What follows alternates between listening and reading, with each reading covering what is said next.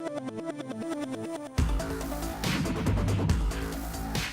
this episode of The Excursion, I'll be challenged with fishing, gator spotting, foot golf, and colonial era adventures throughout the state parks in Georgia's beautiful coastal region.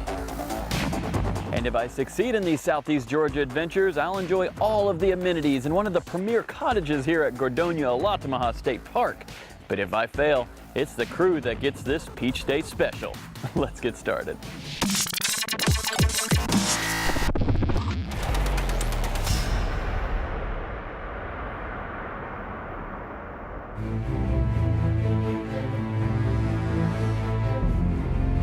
The coastal plains and pristine shores in Southeast Georgia never cease to amaze. It's no wonder many English settlers chose this region to call home. Every angle can be considered an artistic masterpiece. The mossy oaks, the rich marshland, and not to be overlooked, the world's largest blackwater swamp, the Okefenokee. The mystery, the beauty, the wildlife, and ecological wonder keep me coming back. And no better place to start than Stephen C. Foster State Park, a place that was brilliantly developed decades ago right in the center of the swamp, where I found my guide, Ranger Josh Sneed. The refuge has been here since 1937. It was established by Franklin Delano Roosevelt as a place to protect a lot of the wildlife out here. There's an allure to the swamp. People from all over the world know about the world's largest blackwater swamp. Yeah, I think it's sort of the wild mystery that's in the swamp. It's got so many different environments and so many different animals, so many different moods, season to season, day to day, and the environments vary so much. You have these dense, dark cypress forests that are just so full of mystery, and then you get these big open spaces full of wildflowers a lot of the times of year and wading birds. So there's just so much to see. Every time you come out on an adventure in the Okefenokee, it's a little bit different experience. Within our first few minutes, the gators were popping up like they were on cue. Yeah, we couldn't even get away from the boat basin. Yes, we spotted the gator known as Big Boy right off the bat. And once we got on the boat, I was optimistic that we would spot the 25 gators that was my excursion challenge for the day. And the challenge was slayed within minutes. There may have been 25 gators in the first 100 yards of our trip. Incredible. They're everywhere. That's the main appeal for a lot of people. They want to get out here, they want to see the gators, and we pretty much always do, and we often see just a ton. But they're certainly not the only wildlife out here. Lots of birds, wading birds. There are a lot of different mammals. Black bears always surprise people. There's a lot of black bear in the swamp. Bobcats, coyotes, foxes, all kinds of things. There are a lot of adventures people can take out here. Most of them are on the water. There's options for basically anyone at any level, from getting out here for a couple hours in a motorboat. Day to day we have boat tours where we share the swamp and kind of tell you a little bit about the background of the wildlife, the nature that can be found out here. Or a canoe or kayak. It's going out overnight. There's 120 miles worth of paddle trails here that link a couple of our entrances all across the swamp. So if you want to get out into the backcountry, the wilderness, you can canoe or kayak to different islands or platforms and really experience that wild side of the Okefenokee. Or you can hang out in our campground or from the comfort of one of our cottages and just watch the sunset at the park. The wonderful cabins here at Stephen C. Foster are about as remote as you can get, unless you decide on the backcountry overnight adventures. If you want to rough it just a little bit, we've got a campground with over 60 campsites. So if you got your big RV or if you got your tent, you can camp right there. So when I tell people from the city that I'm gonna go camping in the swamp, their first reaction is, that's idiotic, there's gators out there. But there's something very important for people to know about the gators here when it comes to people and gators' relationship in the swamp. As long as you're responsible around these gators, use a little common sense, give them the respect they deserve, an attack is highly unlikely. This refuge has been here since 1937. There hasn't been a recorded attack on humans in that entire time. They are powerful predators, and you got to make sure you're observing them from that safe distance. Since it is a huge refuge, over 400,000 acres, there's not a lot of development anywhere nearby, so that means there's not a whole lot of light pollution. So on a nice moonless night, you can see a sky full of stars. We have one of the best dark skies in the southeast. We're actually certified as an international dark sky park. Our night sky pictures were a blast. The clouds at times parted for us, creating that perfect, clear view for a ridiculous starry night for still camera shots. We heard critters all around us at night and even spotted a curious armadillo scurrying just a few feet behind us. Come out here, shut off your cell phone because it's probably not going to work anyway. Absolutely. This is a great place to disconnect and just get in tune with nature. I love it. All right, on to the next leg of the excursion.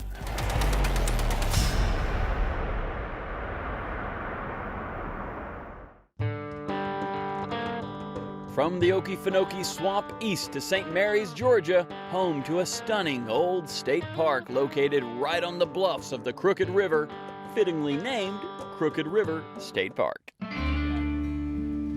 Crooked River State Park. River is in the name, but this river leads out into the marshes, into the beauty of Georgia's coastal waters.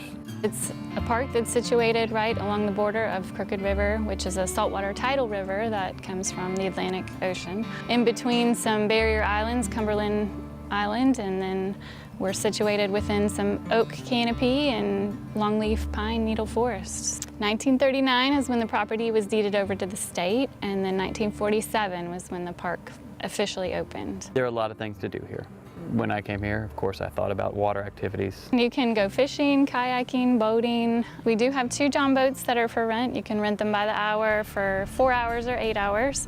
And you also have other experiences out on the water. People want to go and see beautiful Cumberland and some of the barrier islands out there. We do. We have a sunset tour, usually Friday nights, and then also Saturday we have history tours and beachcombing cruises that go over to Cumberland Island, where it's just an hour or 2 boat ride over to the island, and then some time to stroll along the beach, look for shells, and just relax along the island's edge, and then come back to the park. We also have 5 miles of hiking trails. It's a wonderful place for birding. We've got a migratory route that goes right along the coast, so spring and fall are really great for those wading bird opportunities as well as migratory songbirds. This is the river trail. Amongst the miles of trails they have here, this one is pretty short and it takes you right up to the river's edge here. You can kind of go back behind where the bluff is. And this spot is remote and it's gorgeous. The 11 park cottages are quite popular for reasons you can clearly see.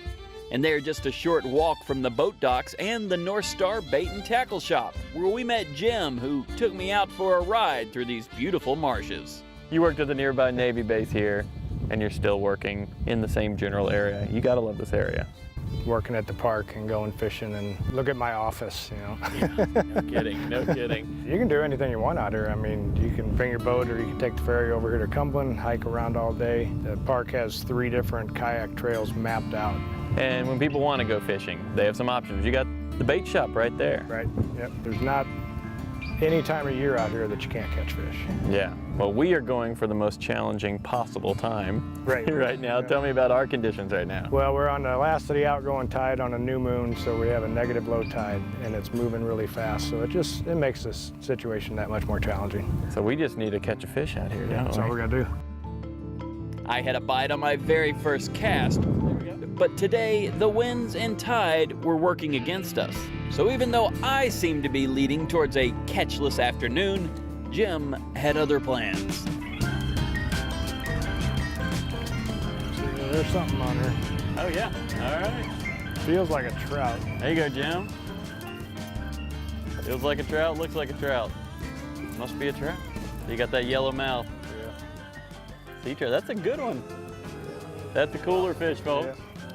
But he's gonna have cooler times now. Way to go, Jim. All Got right. the skunk off. Yes, sir. That counts for me, guys. This is an excellent, uncrowded fishing environment, but today was just not my day, at least as an angler. I think I was just too distracted by the unique beauty of these marshes and the wild horses of Cumberland Island. Regardless, the crew may be marking this challenge down as a point in their favor when it comes to the show's final reward. But first, we need to head north to McIntosh County and turn back the clock. About 300 years, in fact. Welcome to Fort King George in Darien, Georgia. It was established in 1721 by the British military. This fort is actually so old that it predates even the colony of Georgia. Established by the British to continue to move further and further south to expand the colony of Carolina. Fort King George was established before George Washington was even born. It was here from 1721 till 1727 when it unfortunately burned down. So everything that we're seeing today is what we call a full reconstruction. So using the original British records and blueprints, following Colonel Barnwell, our commanding officer at the time, following his plans, we were able to reconstruct the fort. That gives a really unique experience of touring the fort because you're able to go in, you can climb the ladders, you can play checkers in the officers' quarters, you can sit at a table or even experience a meal cooked in our fireplaces and know what it really felt like to be a soldier here in the 1720s. We have several events throughout the year. We actually have 2 reenactments, always in the second weekend of November and the second weekend of March. So you can come and see a blacksmith working in the forge.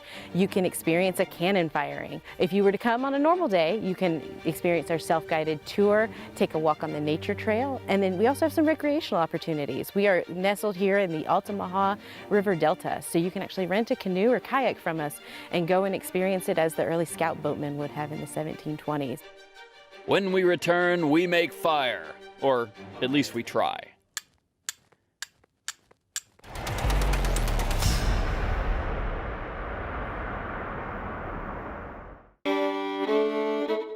Gator after gator and incredible swamp views, followed by a peaceful Crooked River adventure, leads us to Darien, Georgia, site of Fort King George, a pre-revolutionary recreation that is a must-see when visiting this region. Here I learned the purpose of each building on site and also learned the correct way to fire an 18th century musket. Poise, firelock, rest, firelock, cock, firelock, present, fire. Prime and load. Just imagine doing this with hundreds of metal balls flying past your head, keeping hands steady, waiting for your one unpredictable fire. Present, fire. Allie, you have a gun. I do have a gun. Or we should call this a musket. A musket, yes, sir. Okay. You are not an American soldier. Yes, I am a British soldier. The concept of Americans did not exist yet in the 1720s. We are here in one of the mini houses, the block house. This is the big one. This is the biggest building of the fort, and it's where you would want to be in the event of a land attack. We have our 2 cannons on this main floor where we entered from, and there are also loopholes for sticking your musket out of around this wall and around the wall of the floor above us. The very upper floor is a catwalk where you can do guard duty, and there are 2 windows from which you have a wonderful view of the river. Today we can just enjoy that leisurely. Back then it was for keeping an eye out for ships. Yeah, this is great real estate right here. So we are in the enlisted men's barracks. This is where every soldier except for the officers and the doctor would have stayed. At any given time there'd be about 90 men stationed here. Only half of them would be off duty at any given time, so you'd have about 45 to 50 men crammed in here all at once, sleeping, eating, playing cards, whatever, and you'd have 2 men to a bunk, 2 men on bottom and 2 men on top. So it seemed okay until I heard that. Yeah, it can get pretty cramped, pretty smelly. Allie, you are dressed as a private, so you're not supposed to be in here. I'm not supposed to be in here. No, these are the officers' quarters, so hopefully Colonel Barnwell doesn't catch us crashing his place. These are nice quarters. We have a solid wooden floor instead of a dirt floor. You'd have a max of maybe 6 people in here at once. Usually 1 to 6 people would be staying in here, so a lot less crowded. All right, Allie, this is the moment of truth. Yes, we have a couple of piles of kindling as well as my tinder kit here, which has all of the materials that we need to start a fire with flint and steel, flint rocks, steel strikers, as well as char cloth. And flint and steel, not only is it a very valuable skill for starting fires, it is also the technology that makes this flintlock musket fire.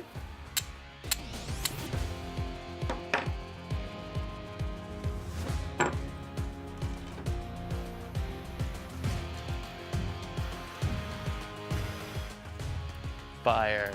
Oh, beautiful. Well, you did it. That didn't look incredibly easy.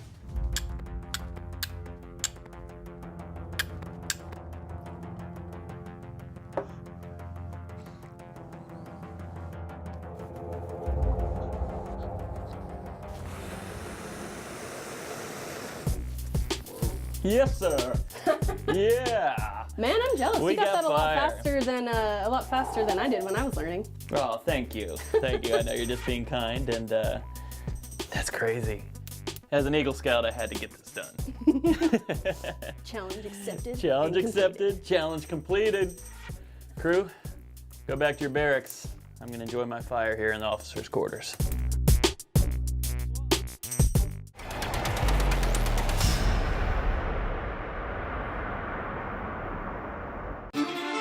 Swamp adventures, marsh adventures, and a step back in time along the marshes of McIntosh County. We now head inland towards a town known as Reedsville, Georgia, where lies a gorgeous, adventure-filled state park known as Gordonia Alatamaha, where I met the one and only Ranger Al. Yeah, with a 662-acre park, we have 8 cabins. You said cabins. These are pretty nice. Yes, These are reward-worthy. right. Yeah, it's not some of your rustic when you think about cabins. These are very nice. They're more high-end amenities in it. 2 bedrooms, queen-size beds, and so forth, and all the comforts of home. Now we also see a lake. It's a 12-acre lake, and we have regular john boats, we have aqua cycles, we have paddle boards, we have kayaks on the lake, and a lot of people do fish. quite a bit. Yeah. And the centerpiece of the park is the diverse 18-hole golf course known as Brazos Creek, where Al introduced me to my golfing companion and course superintendent, Rob Greer. We are on the back 9, very different from the front 9. So this is more of your traditional link style course, European course. You know, our front 9's a southern, but this back 9's wide open. You have your 3 different heights of cut, from your hayfields over here to your first cut to your rough cut to your fairway. So it's just a really wide open course. You can really just get out there and just open up. As Rob and I did our best to humor Al and the crew with our double bogey marvels, we each had a shining moment in this round, including this 30-foot one putt from the soon-to-be legendary superintendent. Go ball, go ball, go ball, yeah! All right! And totally redeemed itself, yes.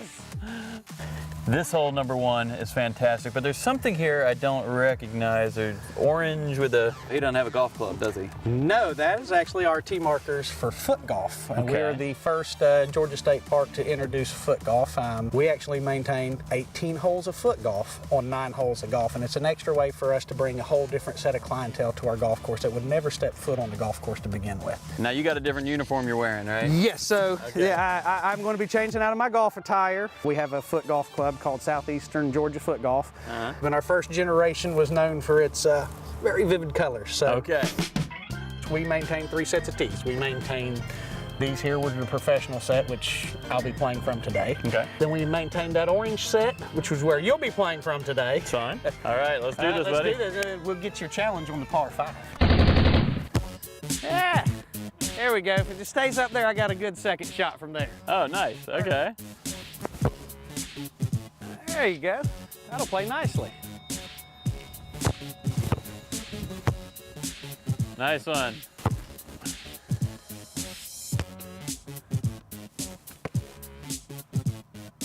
Come on, come on. Go, baby. Turn. Go, baby. Turn. That's okay, that's nice. Perfect. Yeah. All right.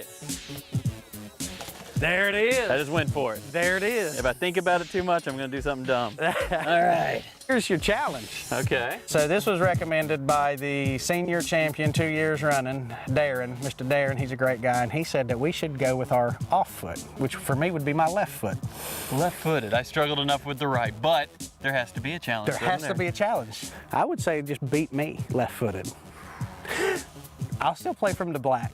Okay. Admittedly, though, I'm not left-footed, so this is going to be a challenge for me as well. So, I like it. All not right. just you, but me. Ball.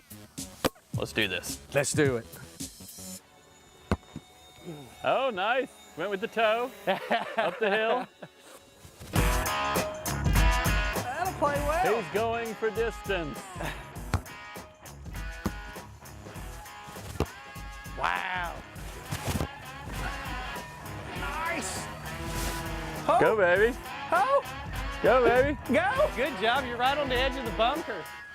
Gonna need a toe massage after this. Oh, nice. Okay.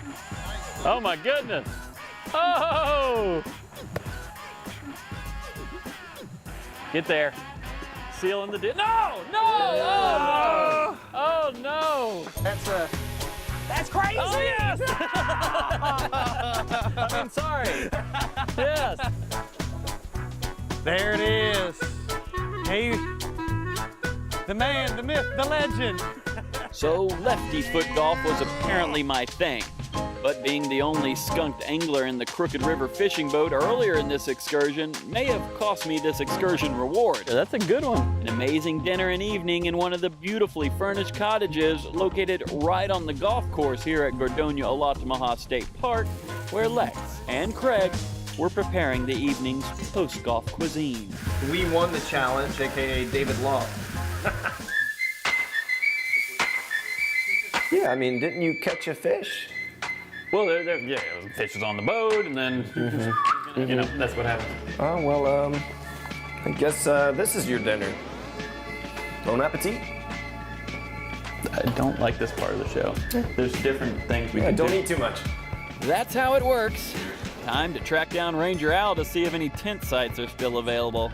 Excursion complete. See you next time. I love what you did with the show. Oh, me? Yeah.